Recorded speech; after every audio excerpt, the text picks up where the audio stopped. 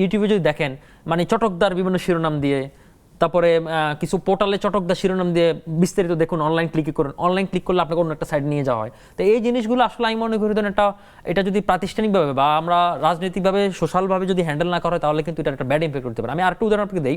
ধরেন আমার পাশে যে বসে আছেন ঠাকুর ভাই কিছুদিন আগে একটা বক্তব্য, উনি সম্ভবত হিজাব বা কিছু নিয়ে একটা বক্তব্য দিয়েছেন, হিজাব এবং নিকাব নিয়ে একটা বক্তব্য দিয়েছেন। তো এটা আমি পুরো বক্তব্যটা পরে দেখেছি, কিন্তু শুরুতে যখন বক্তব্যটা এসেছিল সেখানে উনি একটা আপত্তিকর শব্দ ইউজ করেছিল। তো এখন এটাকে প্রথমে কিন্তু ওনাকে ডিফেমেশন করা হয়েছিল, পরে উনি আবার আত্মপক্ষ সমর্থন বিভিন্ন জায়গায় করেছিলেন, কিন্তু কেউ বিশ্বাস করেছে, কেউ বিশ্বাস করে নাই।